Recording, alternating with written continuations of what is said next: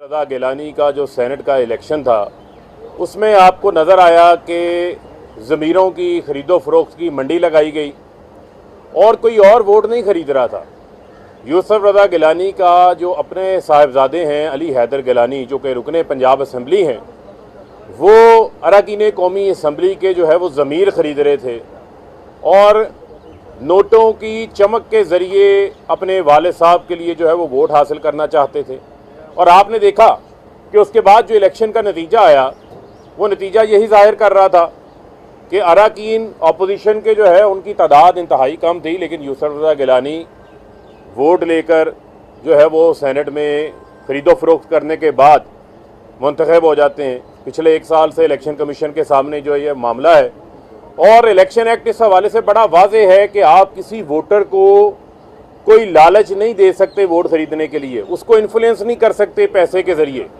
मैं ये समझता हूँ कि अब ये मौका है, इलेक्शन कमीशन के पास ये वक्त आ गया है कि इनको मिसाल बनाएं ताकि इस मुल्क के अंदर जो ख़रीदो फरोख्त का बाज़ार है, जो जमहूरियत को इन्होंने एक बाज़ार की लोंडी समझ लिया है कि जिसका मर्ज़ी जो रेट लगाए उसको आप ख़रीद लें, करोड़ों रुपए की चमक से लगा के, मैं समझता हूँ कि ये पाकिस्तान के जमहूरी अमल का दुश्मन है ये लोग। और ये बड़ा अहम मौका है जब सिंध हाउस को नीलाम घर के अंदर तब्दील कर दिया गया है, जब लोगों की ज़मीरों की नीलामी की जा रही है, उनकी बोलियां लगाई जा रही हैं और जितने मिस्टर फ्राडिये हैं वो वहाँ पर जमा होकर बैठे हुए हैं।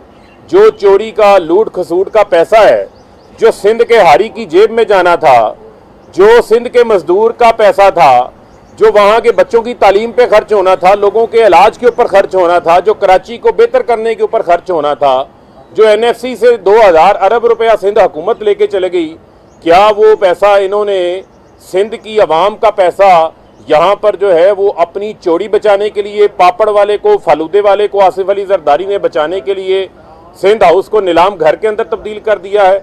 ज़मीरों की नीलामी हो रही है और जो वहाँ पर ज़मीर फरोश बैठे हैं उनको ये मैं पैगाम देना चाहता हूँ कि आप करोड़ों रुपए से अपने ज़मीरों की नीलामी करने के लिए तो सामने आ गए हैं। मुझे आप ये बताएं कि आपकी तो काउंसलर बनने की औकात नहीं थी।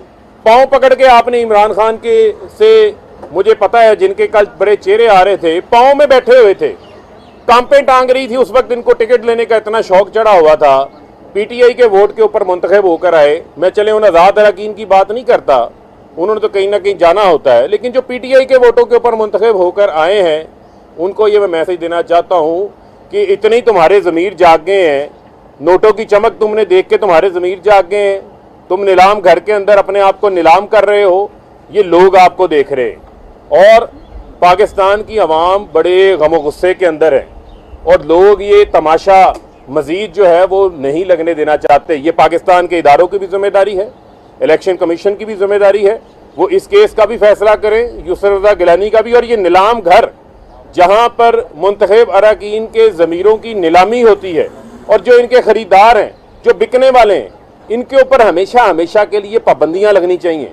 इनको हमने अपनी जमहूरियत से इस गंद को जो है वो साफ़ करना है और यही वज़ीर आज़म इमरान खान साहब कहते आए। और इमरान खान साहब ना कहते सिंध हाउस में नीलाम घर बना हुआ है, ये चेहरे सामने नहीं आने थे, ये यहाँ हो गए, ये एक्सपोज हो गए।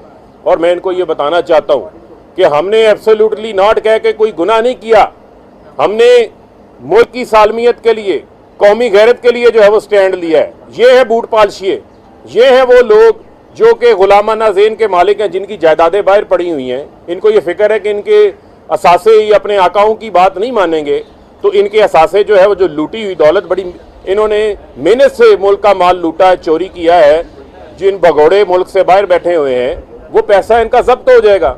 इस वजह से इनके पेट में जो है वो मुड़ोड़ उठ रहे हैं। लेकिन मैं इनको ये बताना चाहता हूँ कि कप्तान जो है वो डट के मुकाबला करेंगे, किसी किस्म की कोई ब्लैकमेलिंग में नहीं आएंगे, किसी किस्म का कोई कॉम्प्रोमाइज़ जो है वो नहीं करेंगे। और ये भी मैं इनको बताना चाहता हूँ कि आज सब चोर एक तरफ खड़े हैं और इमरान खान साहब तारीख के राइट साइड पे खड़े हैं, सच के साथ खड़े हैं। इमरान खान साहब जो है वो मुल्क के अंदर करप्शन के खात्मे के साथ खड़े हैं और हमने अपने वादे पर आज भी कायम है और इंशाल्लाह अपने वादों को हम पूरा करेंगे। मैं बैरिस्टर मलिका बुखारी साहबा से गुजारिश करूंगा थोड़ी सी ज़रा केस की टेक्निकल तफसीलात पर रोशनी डालें। बिस्मिल्लाहिर्रहमानिर्रहीम। फ़ारूक हबीब की बात को आगे बढ़ाऊंगी। ये जो केस है इलेक्शन कमीशन के सामने ज़ेर गौर, ये कोई आम मामूली केस नहीं है। ये केस पाकिस्तान के अंदर तारीख रकम कर रहा है। ये केस उस मावरा आइन चीज़ की निशानदही कर रहा है जिसने पाकिस्तान के जमहूरी निज़ाम को कमज़ोर किया है। पहली दफ़ा ज़मीर फरोशी का अमल पाकिस्तान की आवाम के सामने नहीं आया, ज़मीरों की मंडी लगती रही है। आज जो सिंध हाउस में हो रहा है उससे क्या सामने आ रहा है कि चेहरे भी वही हैं, अमल भी वही है, स्क्रिप्ट भी वही है, लेकिन सिर्फ टाइम चेंज हो गया है। इलेक्शन कमीशन ऑफ पाकिस्तान जो एक अहम आईनी इदारा है, जो पाकिस्तान के अवाम के वोट का मुहाफिज है, जो पाकिस्तान के जमहूरी निज़ाम का मुहाफिज है, उसने वोट के तकद्दुस को बहाल करना है। उसने मेंबरान पार्लियामेंट के ज़मीर फरोशी के अमल को रोकना है। यहाँ पर यूसुफ रज़ा गिलानी के वकील ने एक बेहतरीन यू टर्न लिया। पाकिस्तान की आवाम को आज बताया है इलेक्शन कमीशन के अंदर कि वो जो वीडियो सामने आई थी दरअसल वो मेरी नहीं थी। मैंने जो प्रेस कॉन्फ्रेंस की थी और जहां पर अलल ऐलान 2 मार्च को पाकिस्तान की आवाम के सामने कहा था कि हाँ मैं वो शख्स हूँ जो इन्हें पाकिस्तान तहरीक इंसाफ के मेंबरान पार्लियामेंट से मुलाकात की। हाँ मैं वो शख्स हूँ जिन्होंने इनको बताया कि वोट को ज़ाय करने का तरीक़ेकार क्या है। आज अपने ही उस बयान से मुनहरिफ हो गए। हमारी इलेक्शन कमीशन ऑफ पाकिस्तान से क्या इस्तदा है? ये पाकिस्तान की तारीख के अंदर अहम मोड़ है। आईनी इदारे को पाकिस्तान के जमहूरी निज़ाम में किसी चीज़ के लिए बनाया गया है, किसी वजूहात की वजह से आपको एक आईनी इदारा, आईनी इस्तेहकाक और कानून के अंदर इख्तियारात दिए गए हैं। ये वो मौका है जब आप सामने आइए और फैसला कर दीजिए कि जब जब पाकिस्तान के मावरा आइन मेंबरान पार्लियामेंट ज़मीर को खुलेआम बेचेंगे तो आप उसके अंदर सुओ मोटो अस खुद नोटिस लेकर उनको कैफर किरदार तक पहुंचाएंगे। जब जब मेंबरान पार्लियामेंट कानून को तोड़ेंगे आप दीवार बन के आएंगे उनके सामने। ये केस फ़ारूक हबीब, मलिका बुखारी और यूसुफ रज़ा गिलानी या अली हैदर गिलानी के माबैन नहीं है। ये केस पाकिस्तान की आवाम और इलेक्शन कमीशन के माबैन है। ये जिम्मेदारी इलेक्शन कमीशन के ऊपर आयद होती है। हम आईनी इदारे को मुतनाज़ा नहीं बना रहे, आईनी इदारे से गुजारिश कर रहे हैं मुताला कर लीजिए पाकिस्तान की इलेक्शंस एक्ट 2017 का सेक्शन 4 क्या कहता है कि आपने मुकम्मल इंसाफ करना है। सेक्शन 8 कहता है कि आपके पास इख्तियारात हैं कि आप इस किस्म के केसेस के अंदर अपना कलीदी किरदार अदा करें।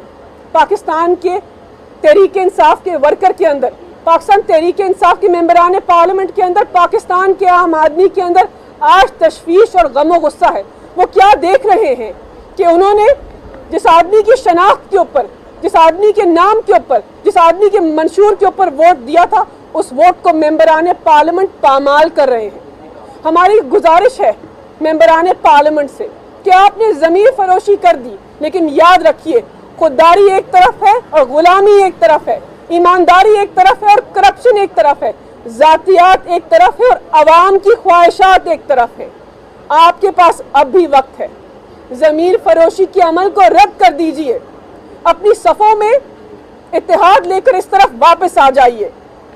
आपके ऊपर आईनी, इखलाकी और कानूनी जिम्मेदारी है कि अगर आपने इस सीट को छोड़ना है तो इखलाकी तौर पर इस्तीफा दीजिए और फिर ऐवान में जाकर फैसला कीजिए कि आपने किस हैसियत से उस ऐवान में जाकर वोट डालना है। बहुत शुक्रिया। साहब ये बताइएगा, परवेज अलई साहब ने अपने इंटरव्यू में समा को दबे अल्फाज में ये कहा कि इमरान खान साहब नवाज शरीफ वाली गलती कर रहे हैं, जरदारी साहब की तरह एक्सटेंशन दे देते तो शायद ये मसला ही ना बनता। देखिए, मैं नहीं समझता कि कोई ऐसा जो है वो मामला है। बुनियादी तौर के ऊपर आप ये देखें कि सबको जो है वो जब आप कोई इत्तेहाद बनाते हैं तो उस इत्तेहाद के अंदर आप सबको साथ लेके चलते हैं और उसमें वो इक़्तिदार का हिस्सा भी हैं। तो मैं नहीं समझता कि कोई ऐसा मामला है। लेकिन अब मामला जो है वो अदम एतमाद का मामला ही नहीं है, मामला उससे आगे बढ़ गया है। अगर आप अदम एतमाद जो है वो इस तरीके से आएगी कि आप लोगों के, जिसने मुल्क लूटा हुआ है, जिसने करप्शन की है, पैसा बनाया है, वो आएगा और चंद टकों की खातिर जो है 5-10 अरब रुपए में पाकिस्तान की सारी जमहूरियत को खरीद लेगा, सारा जो इलेक्टोरल प्रोसेस है उसको ख़त्म कर देगा। तो भाई इन्होंने तो अरबों नहीं, इन्होंने तो खरबों रुपए की दिहाड़ियाँ लगाई हुई हैं, इनके पास तो माल ही बहुत है। फिर तो हम पाकिस्तान की जमहूरियत को नीलाम घर बनने नहीं देंगे। हमने जो है उसके अंदर भरपूर रेजिस्ट करेंगे, उसके आगे भरपूर जो है वो रुकावट बन के खड़े होंगे। और मैं ये समझता हूँ ये पाकिस्तान के अब तमाम आईनी इदारों की भी ये जिम्मेदारी है कि जब ये तमाम चीज़ें खुल के सामने आ गई हैं तो फिर इस तमाशे को जो है वो रोकना सबकी जिम्मेदारी बनती है। फारूक हबीब साहब, जो आपके अरकान एक्सपोज हुए हैं सिंध हाउस में, उनके खिलाफ अब कब तक कार्रवाई शुरू कर? देखें आर्टिकल देखें बड़ा वाज़ेह है, आर्टिकल 63 है। मुझे बताएं कानून क्यों बनाया जाता है?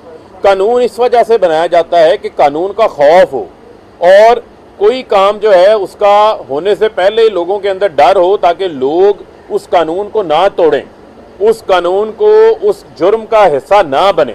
तो लिहाजा मैं समझता हूँ कि जब लोग खुल के ही सामने आ गए और उन्होंने अपनी इंटेंशन का इजहार जो है वो खुल के कर दिया, दूसरी जानिब इतनी ज़मीर जागे हुए हैं, तो ये नीलाम घर से बाहर निकले, जाएं अवाम में, पता चले लोग इनकी जमानतें तैयार करवाने के लिए बैठे हुए हैं, वहाँ से जाके इलेक्शन लड़ लें। ये घोड़े का मैदान है, पता चल जाएगा कि कितनी इनकी जो है वो औकात है। वहाँ जाएं, पता करें जाके क्या हो रहा है।